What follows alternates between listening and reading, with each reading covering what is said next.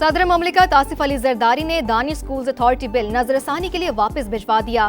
صوبائی حکومتوں سے پیش کی مشاورت پر زور، وزیر اعظم کی سفارش پر قانون شہادت ترمیمی بل منظور، national commission for minorities rights bill بھی منظور۔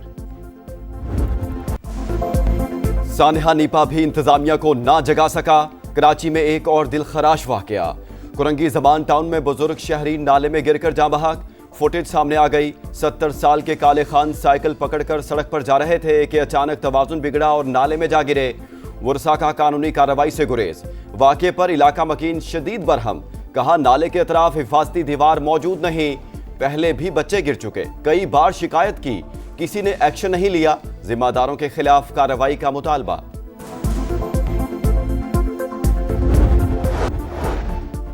اور پنجاب کے کئی شہروں میں دھند کا راج، موٹر ویز متعدد مقامات پر بند۔ سعدکآباد میں تیز رفتار بس الٹ گئی، 3 افراد جاں بحق، 15 سے زائد زخمی، کئی کی حالت تشویشناک۔ M3 درخانہ سے رجانہ، M4 پنڈی بھٹیا سے ملتان اور M5 ملتان سے سکھر تک گاڑیوں کا داخلہ ممنوع۔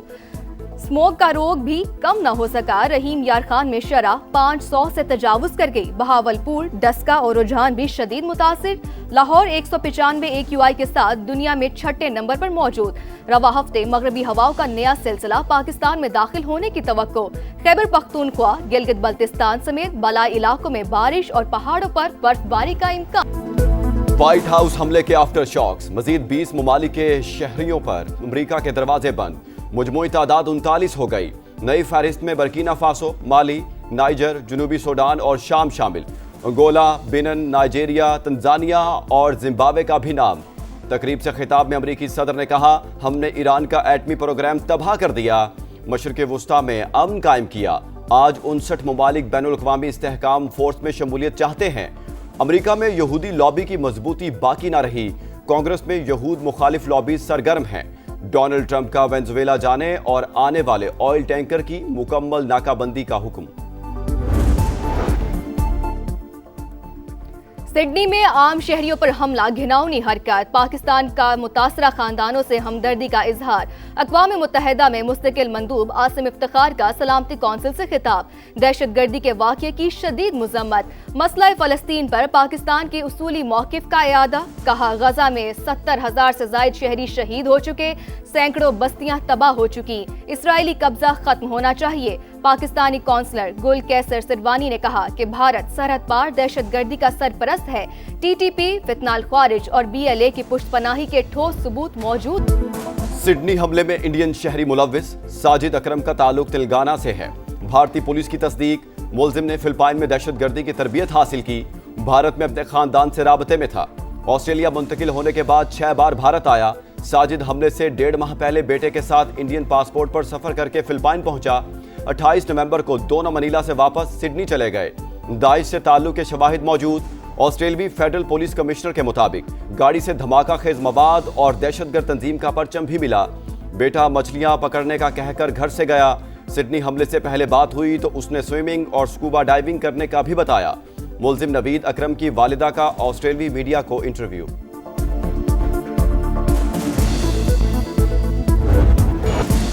بھارت عالمی دہشت گرد، پاکستان کا موقف درست ثابت ہو گیا۔ امریکہ، کینیڈا اور یورپی ممالک بھارتی سازشوں کا شکار۔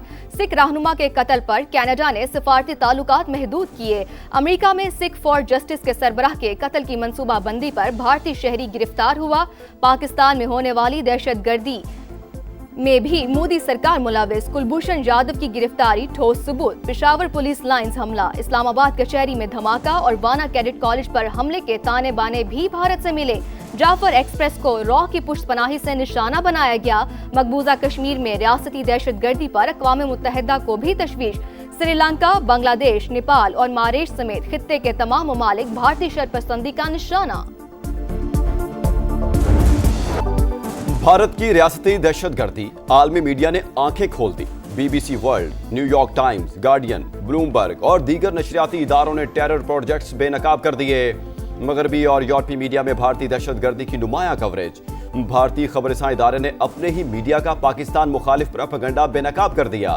دی پرنٹ کے مطابق ساجد اکرم کے پاکستانی ہونے کا کوئی ثبوت نہیں۔ بے شک اللہ رحم کرنے والا ہے، اسی نے جان بچائی، جس تکلیف میں ہوں بتا نہیں سکتا، ماں میرے لیے دعا کرے۔ سڈنی واقعے کے ہیرو احمد کی گفتگو، کہا اللہ آسانیاں پیدا کرے، سب مجھے دعاؤں میں یاد رکھیں۔ مسلمانوں سے نفرت کی انتہا، بھارتی ریاست بہار کے وزیر اعلیٰ نے مسلم خاتون کا نقاب زبردستی ہٹا دیا، شرمناک حرکت پر شدید رد عمل۔ نتیش کمار کے استعفے کا مطالبہ زور پکڑ گیا، ایمنسٹی انٹرنیشنل کی مذمت، کہا خواتین کے ساتھ ایسا سلوک قابل قبول نہیں۔ سابق بھارتی کپتان اظہر الدین کا سخت کارروائی پر زور، کہا نتیش کمار نے جارحانہ حرکت کی، جتنی بھی مذمت کی جائے کم ہے۔ افغان طالبان کے 20 سے زائد دہشت گرد تنظیموں سے روابط برقرار، شیخ ہیبت اللہ اخوندزادہ کی حکمت عملی القاعدہ اور داعش سے مطابقت رکھتی ہے۔ امریکی جریدے نیشنل انٹرسٹ کی رپورٹ، تعلیمی ذرائع کو شدت پسندی کی ترغیب کے لیے استعمال کرنے کا انکشاف، لکھا تالبان رجیم نے نوجوان نسل کی ذہن سازی کی، جلد دنیا کو ایسی نسل سے واسطہ پڑے گا جو عالمی جہاد کو دینی فریضہ سمجھتی ہے۔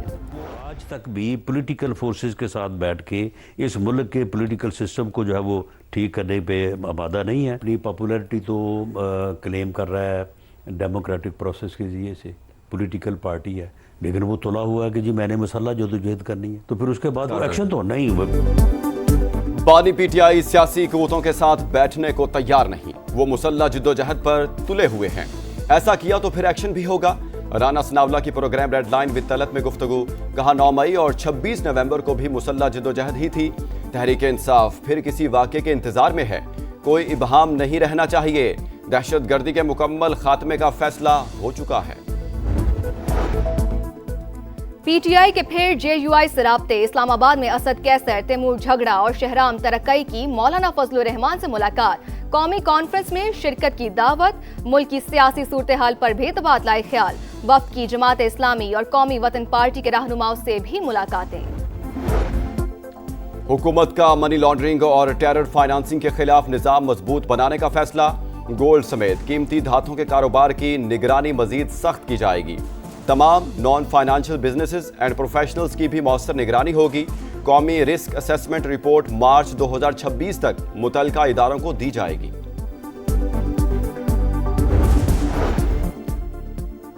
قومی ایئر لائن کی نجکاری کا معاملہ آخری مراحل میں داخل، چاروں کنسورشیم کے آفیشلز کی سی ای او پی آئی اے اور دیگر کے ساتھ ملاقات، بولی کے لیے ایئر لائن کا ریکارڈ حاصل کر لیا، تمام کنسورشیم اپنی بڈ 23 دسمبر کو پیش کریں گے۔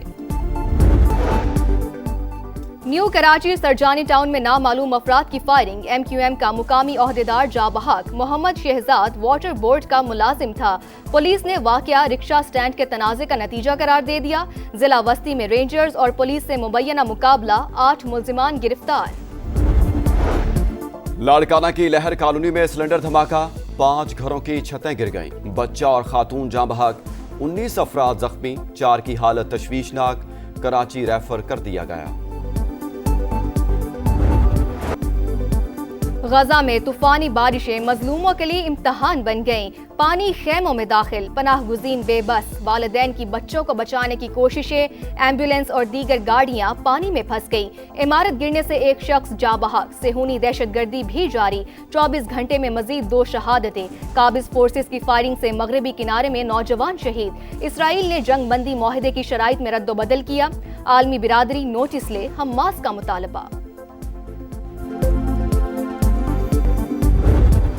تیسرے ٹیسٹ میں آسٹریلیا اور انگلینڈ کی ٹیمیں آمنے سامنے، کینگروز کا مایوس کن آغاز، ابتدائی 4 کھلاڑی بڑا سکور کرنے میں ناکام، ٹریوس ہیڈ 10 اور مانس لیبوشن 19 رنز بنا سکے، عثمان خواجہ نے 50 بنا کر ٹیم کی پوزیشن مضبوط کر دی۔ دوحہ میں فیفا ایوارڈز کی شام، ستاروں کے نام، Ousmane Dembele FIFA player of the year کا ایوارڈ لے اڑے، سٹار فٹ بالر نے پی ایس جی کو چیمپئنز لیگ جتوانے میں اہم کردار ادا کیا تھا، women's FIFA player of the year کی ٹرافی مسلسل دوسرے سال ایتانا بونماتی کو ملی، ورلڈ کپ کے مہنگے ٹکٹوں پر عالمی تنقید کام کر گئی، فیفا نے $60 کی نئی کیٹیگری متعارف کروا دی۔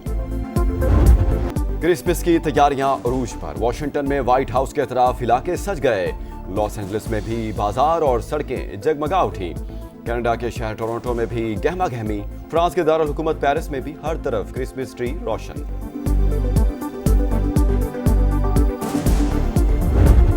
اور کمال اداکاری سے چہروں پر مسکراہٹیں بکھیرنے والے کمال احمد رضوی کو بچھڑے 10 برس بیت گئے۔ الف نون، مسٹر شیطان، نیا سبق اور چور دروازہ جیسے شہرائے آفاق ڈرامے آج بھی مداحوں کو یاد۔